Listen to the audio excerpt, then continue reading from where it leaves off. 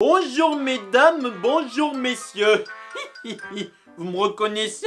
C'est moi, Homer. Faut vraiment que j'arrête avec cette intro, moi. Aujourd'hui les loulous, deuxième vidéo imitation de détournement dans laquelle je vais vous réinterpréter une scène mythique d'une pièce légendaire qui est d'ailleurs un de mes coups de cœur. La femme du boulanger de Marcel Pagnol, la scène de la pomponnette, attention spoilers, version Homer Simpson et Marge Simpson. Alors autant vous dire que là, une petite parodie sans prétention, qui se prend pas au sérieux et que j'avais envie de faire, histoire de passer un peu le temps, parce que là, il faut dire que la fermeture des théâtres en ce moment, c'est un peu galère. Quand on est fan de théâtre, de musique ou du métier d'artiste en général, faut vraiment savoir avoir de l'imagination, comme on dit. Attention, c'est parti.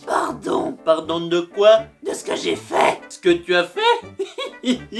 Mais qui te le demande? Tu le sais. Forcément que je le sais. Je t'ai fait du mal. J'ai été beaucoup inquiet parce que tu me l'avais pas dit. Tu pars toi comme ça quand ça te prend et tu ne m'avertis pas. Tu me dis même pas où t'avais caché mes Krusty Burger, ma boîte de Duff, mes donuts, la boîte de café, mes mouchoirs et mon bouton de colle. Saloperie de bouton de colle! Je le cherche depuis 2 jours. T'as eu envie de voir ta mère?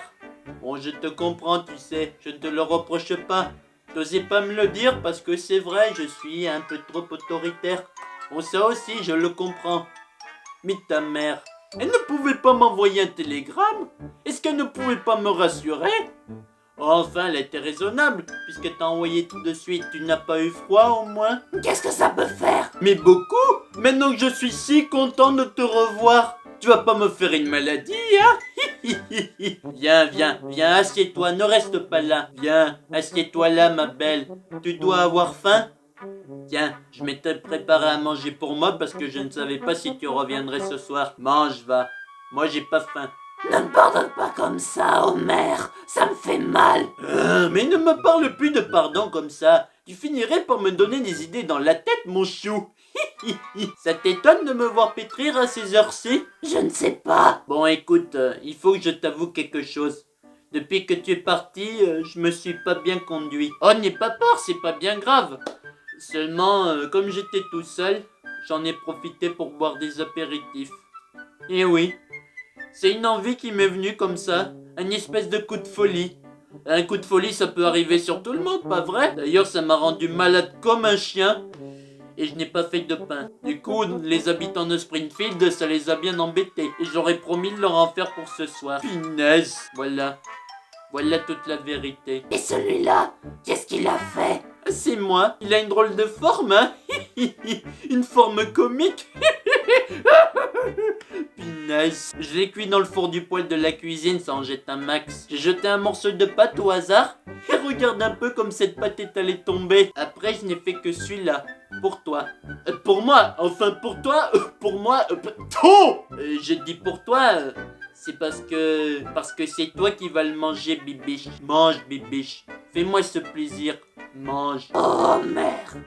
Une bonté comme la tienne, c'est pire que des coups de bâton. Ben que veux-tu? La bonté c'est contagieux et je ne le fais pas exprès, je te demande pardon. Tu sais tout. Moi oui, tout ce qui concerne le pain et je ne veux savoir rien d'autre, ça me suffit. À quoi ça me servirait? À ne pas être ridicule. Tu ne veux pas que je sois ridicule? Non.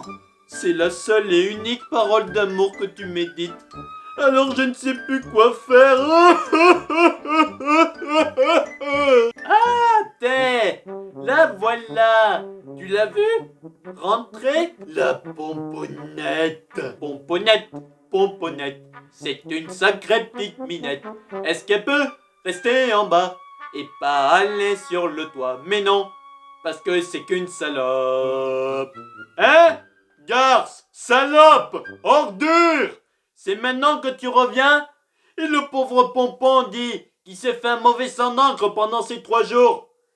Il tournait, il virait, il cherchait dans tous les coins, il était malheureux comme une pierre. Et elle, pendant ce temps, avec son petit chat de gouttière, miaou, miaou.